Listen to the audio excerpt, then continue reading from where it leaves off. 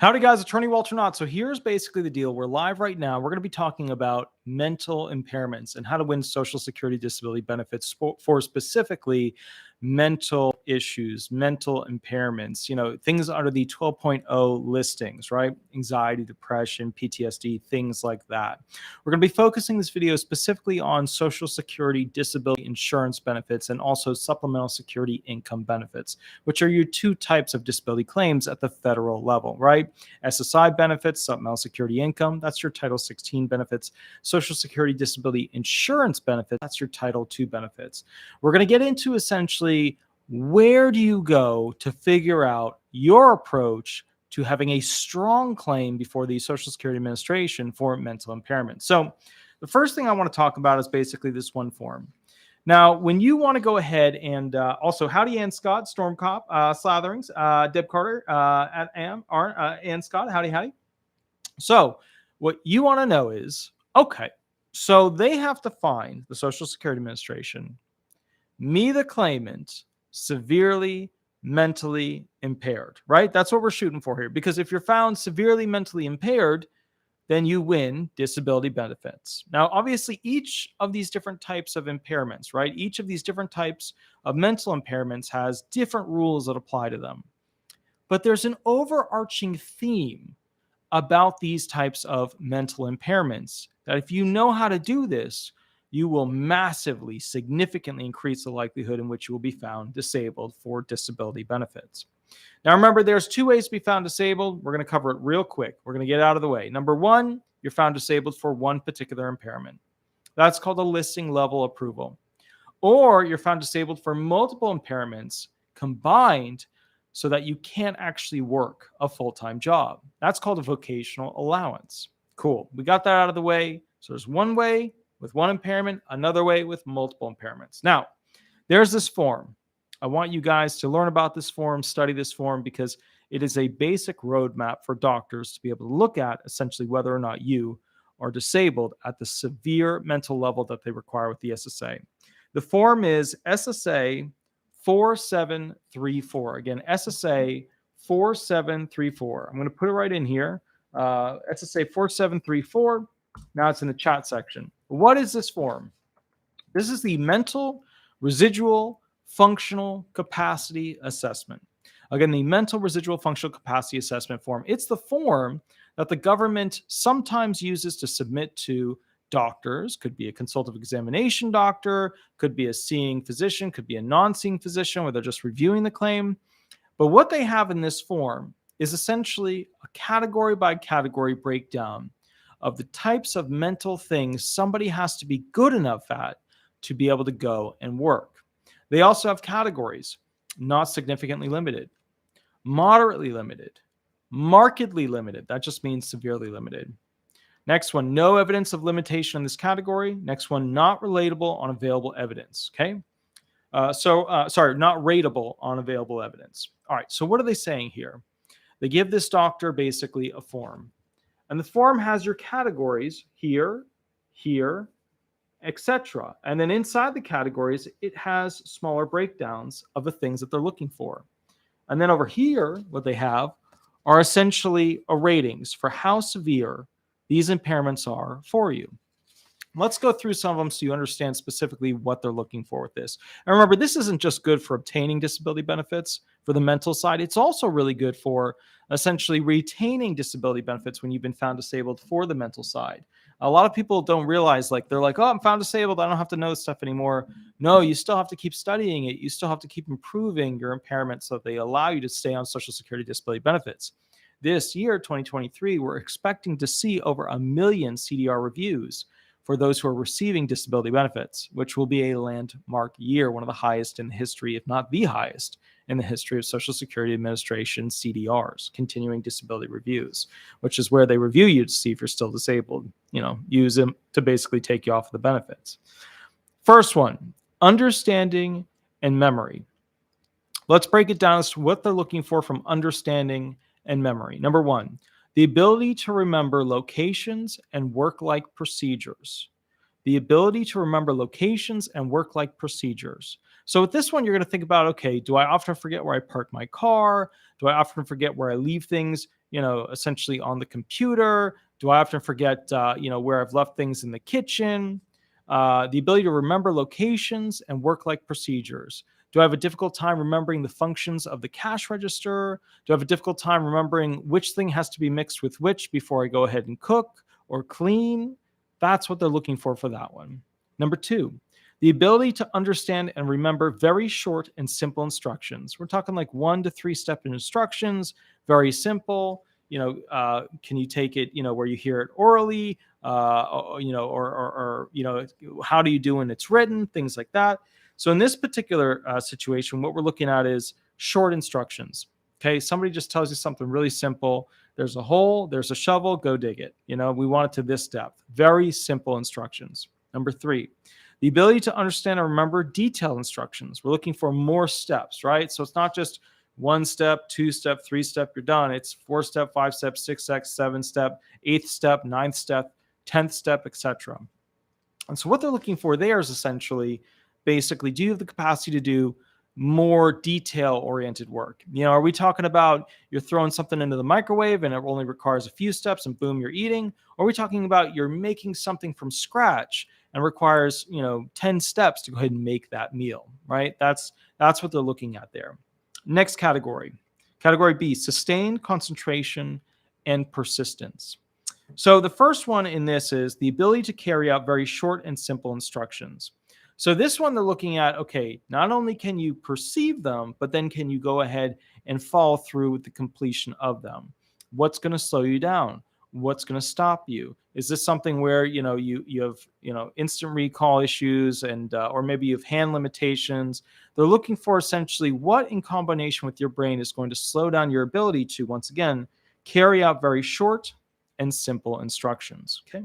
Number two for this category, the ability to carry out detailed instructions. So this one they're looking at, okay, could this person do something more detailed? And remember, they're assessing essentially what you used to do with your work. They're looking at, okay, did this person, used to have a job where it was very detail oriented. There were a lot of steps. There was a lot of things going on, stuff like that. Or is this one of these types of individuals who's always had very simple task oriented jobs? What is our expectation that this person will be able to complete more complex tasks? So that's what they're looking at for number two of that next category. Number three, the ability to maintain attention and concentration for extended periods. Now, what they're looking at for this particular one is essentially your ability to sit there for more than 3 minutes, more than 5 minutes, and continuously receive information into your brain and be able to process it, understand it, move forward, etc. This question is usually brought up with claimants of like, okay, are you able to read a book? How long can you read for? Are you able to watch a movie? How long do you watch the movie for? Okay, what was the book about? Do you remember? What was the movie about? What was the theme? Who were the characters? Stuff like that. Next one, the ability to perform activities within a schedule, maintain regular attendance, and be punctual within customary tolerances. So this is actually really important because a lot of claims, it's probably the most important on this whole list. A lot of claimants fall into what's called the time off task vocational allowance. And what that is where essentially if you are off task at work beyond a certain percentage, so let's say, beyond 10%, then you are work preclusive, which means that there's no jobs in the national economy that you could do where they would retain your services, where you would keep working for them without getting fired. So what they're looking at here is the ability to perform activities. So we're performing the thing that we're supposed to be hired to do. Okay.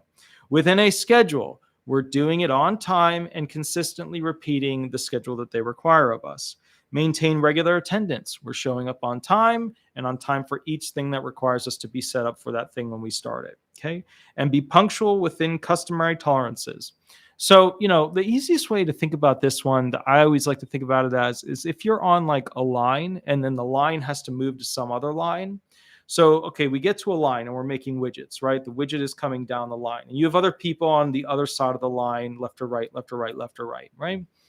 So the easiest way to think about this is, okay, so I'm here, I got here on time, the widget came down, I did my thing, cool. I do 10 widgets and then I switch to that line to go ahead and you work with a heater or a dye machine or a paint machine or a butt machine or whatever. And I put those buttons onto it and I'm good to go.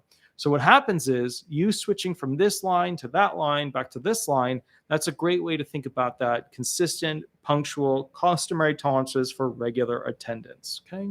So that's another way to think about it. Next one, the ability to sustain an ordinary routine without special supervision. So, what they're really talking about here is once they train you, you know what you're doing. You don't have to, receive continuous training updates. They don't have to constantly correct your behavior, even though they've already taught you what to do about it. This is essentially the question of, can this person learn the job and then not need repetitive, continuous updates slash supervision? A lot of people, when they think about this stuff, they think about like something new that they're learning. Maybe you learn a new recipe, maybe you got a new cleaning tool, maybe you were, basically figuring out how to pay a new type of bill or something, and you just had to keep going back to remembering how to do that. That's what they're trying to assess here. Are you able to, and I'll read it again, sustain an ordinary routine without special supervision? Or is some manager, supervisor, whatever, going to have to constantly check in with you and say, hey, you need to do this. Hey, didn't you remember how to do this? A classic example of this being used in a hearing is, okay, are you able to take your medications without assistance? Right? So, oh yeah, I'm able to take my medication without assistance. Okay. Or the other person would say, no, I have to have a case manager because I keep forgetting to take it. So they distribute it to me, yada, yada, yada. That's kind of where that whole bending factor is. Next one, the ability to work in coordination with or proximity to others without being distracted by them. So remember when we talked about people being on that line, where the widgets are being made, you're on this side of the line, they're on that side of the line, and you grab the plate, you flip it over, they put an apple on the plate, they slide it over to the orange person, the orange person puts an orange on the plate, and then somebody wraps the whole thing, and now you've got a fruit plate. So what they're talking about here is, can you be close to others and appropriately interact with them to produce a product? So what's interesting about this one that I think is good to think about is, are you able to interact with your neighbors? Are you able to, basically go into the general public? And the way we break it down, usually they use three categories. I use a few more, but bosses, coworkers, friends, family, and the general public. Those are the groups of people that I traditionally break it down into thinking about who essentially would you have a difficult time interacting with. That's why on those forums, you see them saying, well, do you have any difficulty interacting with, authority figures, difficulty with, people who are doing law enforcement, difficulty interacting with the general public, difficulty interacting with your friends, your family members, stuff like that. So that's what they're getting at from this list. Now, here's the next one: the ability to make simple work-related decisions. And what this question really is I want you to think of this as more of like a managerial perspective. Managerial in the sense of, are you able to manage the tasks that are coming your way? You know how like, what was it? I think it was the GoDaddy co-founder or something way back in the day was like, you put people in management positions to see if they're going to succeed. If they don't succeed, that's how you weed out the bad managers. Well, that's kind of what this is about right here. Not saying that he was the best type of manager, but when they get super rich like that, anything they say or do becomes like the standard of the standards. But anyway, the ability to make simple work-related decisions. What they're getting at is, if you had to face something that would potentially change the status quo or require you to do something to make a decision, right? It's not just all pre-thought out for you. Would you consistently make the correct decision, or at least some decision that's within that correct lineage of a good outcome, right? So that's what they're shooting for with that particular situation. Okay. Another example of that would be, okay, are you constantly getting in trouble? Are you constantly breaking things? Are you constantly leaving things open and they're drying out and they're not working? Those are kind of the things that a claimant would use to explain why they don't fit into that particular category well. Next one, the ability to complete a normal workday and work week without interruptions from psychologically based symptoms, and to perform at a consistent pace without an unreasonable number and length of rest periods. So this goes back into that whole idea of off task. It also goes into essentially the idea of missing work, how many days per month. Allowable is 1 day per month. Anything more than that is vocationally considered work preclusive. So what they're really getting at here is essentially, and I'll read it again, do you have the ability to complete a normal work day? We're talking full 8-hour work day, okay?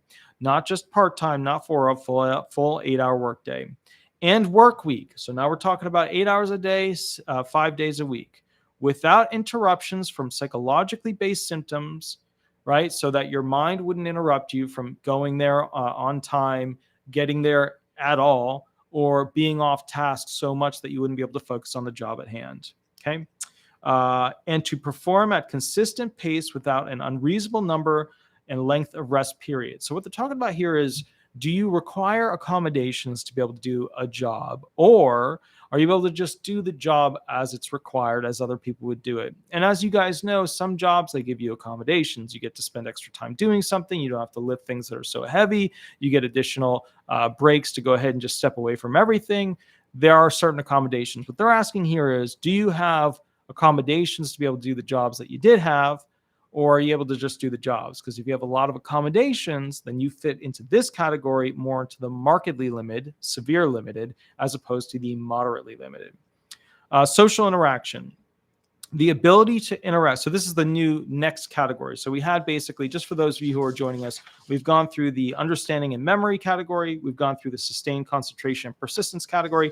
Now we're going to the social interaction category. Okay. So, and these are all the things that you'll use to go ahead and increase your likelihood at a massively significant amount at being found disabled. You know, when people are like, I have the secret is you buy your medical records ahead of time and submit them. That's not actually a secret. The reality is that the SSA has to buy your records at the initial filing level anyways. So you might shave off a month, right? But you're not going to do anything magical or new, because at the end of the day, your records get into the system, whether you're bringing them in or the SSA is bringing them in at the initial filing level. So the bottom line is, that's not a secret. I know that was punted by a channel as a secret. I think that channel that did punt that particular video is doing a great job. I want him to continue to do stuff. He's not an attorney. He's a quasi, advocate for, essentially, and he's got his own group thing, which I really appreciate. But that's not the legal entrance to what they are looking for. What they are looking for are the things that they give to the doctors and their representation as to how severe you actually are: mild, moderate, severe, or extreme. All right, social interaction. Now we're on the third category here. They'll ask the doctors, does the claimant have the ability to interact appropriately with the general public? So remember how we talked about the categories of people: bosses, coworkers, friends, family, and the general public? General public. The general public is usually the group that people have the most difficulty with, because they don't know them, they've never interacted with them, they have no interaction, and there's no accommodations between them, things like that. So first off the bat, when you have, do you not leave your house out of fear of interacting with other people? Do you have a difficult time when you go outside to get your mail because you're worried somebody might talk to you? Those sorts of things. Next detail, the ability to ask simple questions or request assistance. So what this comes down to is, if you had to go ahead and basically do a job, right? If you had to go ahead and do that job, then what would happen? I'm just reading the thing real quick. Okay, so here's the deal. The ability to ask simple questions or request assistance. When you work at a job, the expectation is that you are going to ask questions before you do it wrong. But a lot of people don't, because they're either ashamed or they don't think of it or whatever. And as a result of that, they'll do something wrong. And then all of a sudden, it just gets worse and worse and worse and worse, because they made an error here and now they're ending up way over here. It's like when they're surveying a property, right? If they get this point wrong, then all the other points around that property that they survey are going to be wrong. So the bottom line is, are you capable of asking questions to authority figures, which are usually your bosses, coworkers, stuff like that? So what they're really getting at with this is, the first question was general public. The second question was authority figures, right? Or people who are in the know that you've got to go ahead and check in with to figure out how to do it properly. Cool. Next one, the ability to accept instructions and respond appropriately to criticism from supervisors. So now this is a really good question, especially for those who suffer from all kinds of things, ADHD, ADD, things like that, because some people do not respond well to criticism. Criticism, I think, is one of the toughest things for a lot of people to overcome. Somebody gets on them, they have to internalize, okay? They have to internalize that they were wrong. They have to forgive themselves and say to the person, I was wrong. I'm sorry. Let's do it better the next time. Right. When I was growing up, my dad would always have a famous phrase, which was, how could you be so stupid to do that? He would always ask me that. Every time I would screw up, he would always ask me, how could you be so stupid to do that? And the correct answer is, because I'm an idiot. And that's it. That's the whole yada yada, right? And, when you're a kid, you do some incredibly stupid things. Anyway, the bottom line is, the whole point of this is that your ability to receive criticism and then respond appropriately. Because, there's a lot of people out there, you criticize them, they lose control. They get red in the face, they start swinging at you, they lose control. Okay, next one, the ability to get along with coworkers or peers without distracting them or exhibiting behavioral extremes. So behavioral extremes, just think of, any kind of impairment where you might see some bipolar tendencies, maybe some MS, maybe some, anything that would essentially cause a person to start screaming, waving their arms, being aggressive physically or too close to someone physically, in a peer-to-peer setting. The other thing is that, the ability to get along with coworkers. So are you able to treat others with kindness? Are you able to treat others with respect? Are you able to treat others with the space they need? Are you able to, interact with them where they can give you information? Some people can, some people can't. In fact, this is probably the most crucial thing for a person to be successful in life, because when people have buddies, they seem to do well, right? Look at politicians. Whenever they buddy up, they seem to do very well. I was recently looking up what some of these politicians have monetarily now, as a financial figure. They don't know, essentially, and I'm just going to throw this one out there because she's younger, she's a younger person. But when they look at AOC, and I'm not, again, not a political thing, not a left, not a right, we're not going into that. We're not touching that. But when you look at AOC, nobody really knows how much she has, but they're starting to report that she's got like $30 million plus. I don't know if that's true. I don't know. But when you think about it, when somebody goes from like waiting tables, or like me, I was a Starbucks barista. I was a music stock boy. I was a farmhand. I was a music instrument technician. If you're ever wondering, hey, did he ever work jobs other than this law firm? I worked all of them. I worked every category, blue collar labor work, heavy machines, landscaping, tree stuff. I did it all. But the point is this, and this is important. When you look at this, and my point with that is, when you become a politician, boy, that money just seems to flow to you, doesn't it? Right? Just seems to flow to you. I don't know if it's true what the deal is, but these politicians, it is what it is. But anyway, the ability to maintain, to get along with coworkers, peers without distracting them or exhibiting behavioral extremes. The next one, and the reason I say that about that whole situation is, I can't even pay off my student loans in an appropriate manner. And these politicians, boy, they get in there, lifetime pensions, specialty healthcare. Oh man.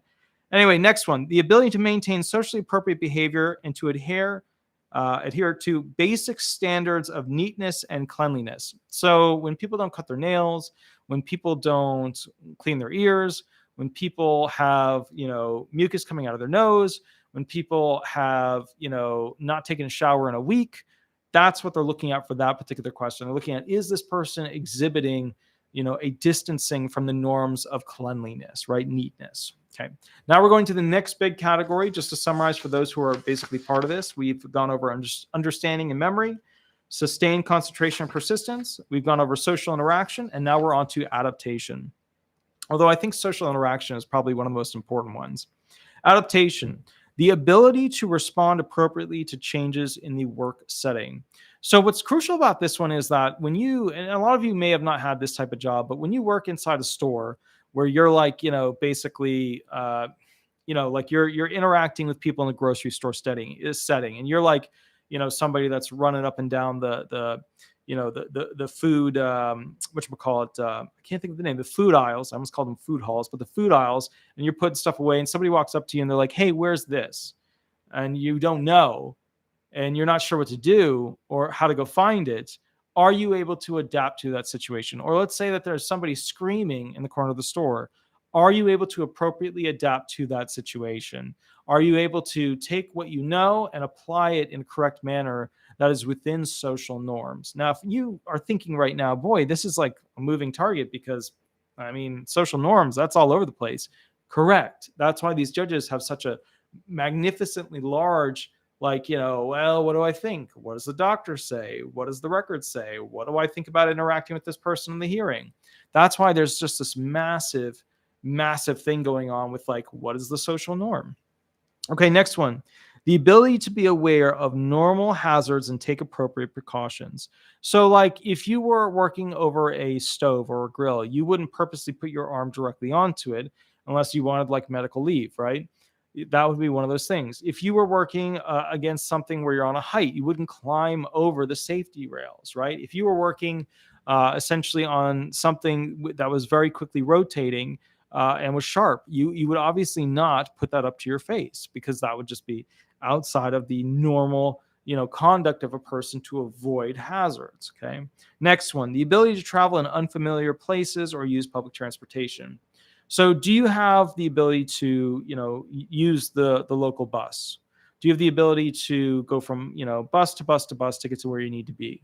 And then the purpose of this is more so the brain's ability to map out where they have to go, when they have to be there, all that kind of stuff. So, ability to travel in unfamiliar places or use public transportation. Do you have the basic knowledge to figure out how to get from point A to point B? Are you able to go ahead and, let's call it like it is, like, innovate on the spot with where you need to be and how to get there, how to fix being lost? Okay.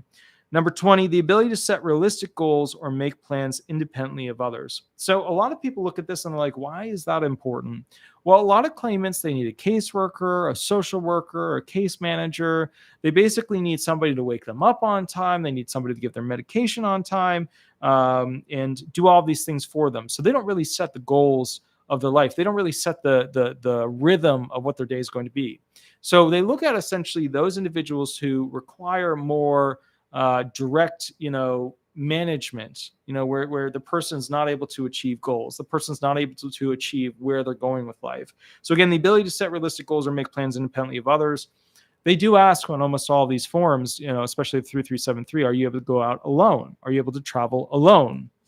Now, this is one of those things where, they're really asking, like, are you able to go grocery shopping alone? Are you able to basically go to the movies alone, do hobbies alone, go to a religious institution alone, whether it's a church, synagogue, mosque, etc. So that's what they're really looking for from this. Now, at the end of this form, they put a remarks section, and the remarks section is basically about, what additional things should they add, and then they do a functional capacity assessment. Recording this section, the elaborations. That's where they'll put their analysis, right, as to why they chose marked this, marked that. So all those categories that I just gave you, they can be broken down into your severity level, right? So basically, doesn't apply, hardly at all, mild, moderate, severe, and extreme, right? What you need for most applications of disability benefits are the severe or marked category. What I think is interesting is that there was this one RFC based off of some of the statute language that outlined, and I'm just going to read it to you because they don't usually add this into the RFCs, but I'm just going to give you the yada yada. So what this particular RFC outlined was that not rateable, not enough evidence to evaluate. It's the little definitions for them. No evidence of limitations, able to perform satisfactorily at all times, right? That's what they're saying, that you can do it, no issue. Now we go to not significantly limited, unable to perform this task satisfactorily for 0 to 15% during an 8-hour workday. So 0 to 15% of that 8 hours, right? So there's 8 hours, 0 to 15%, you're not able to do a good job at it. That essentially is not significantly limited. Moderately limited, unable to perform this task satisfactorily for 16 to 25% during an 8-hour workday. So all of a sudden you got an 8-hour workday.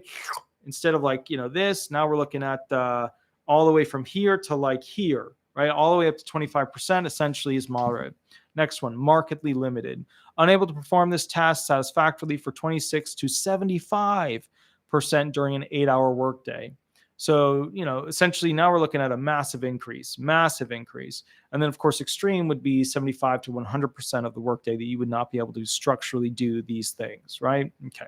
So now you understand specifically what the doctors are looking for or what the SSA is looking for medically from the doctors as to your abilities in the mental, right, in the mental impairment sphere. That's a fancy way of saying the category of you getting an impairment that's mental and approval related to it.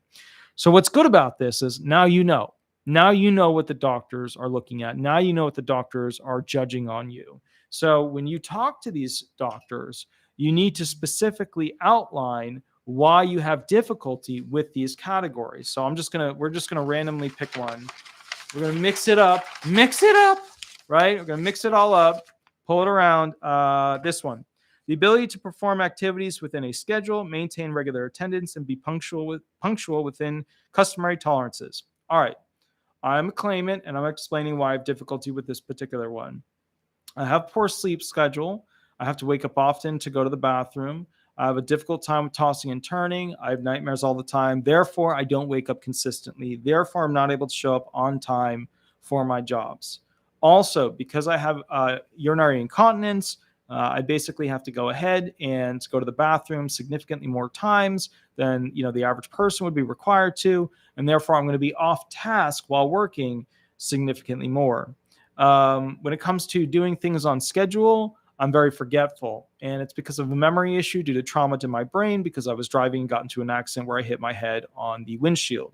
As a result of that, I have to be redirected back to the task with instruction from a prior person who taught me to go ahead and do these things over and over and over and over again, which again makes me essentially not able to maintain regular ability to focus and be punctual with the activities I'm doing, yada, yada, yada. So I don't know if you guys can hear that, but that's a rocket going off because, of course, I live right next to NASA. So with that said, I hope you enjoyed this video. It was way longer than I intended it to be. Sorry about that. I hope you enjoyed learning about the specific things that you've got to do well with in order to be found disabled.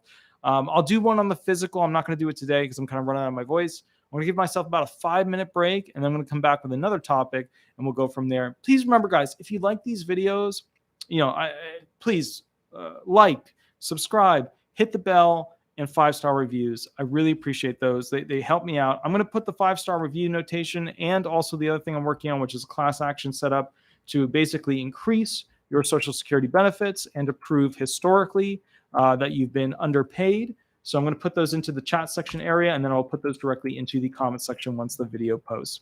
I hope all is well. We are live, and now we're going to pop off. I'll catch you guys later. Give me about 5-10 minutes. We'll be back. Thanks so much, guys. We'll go from there. Bye-bye.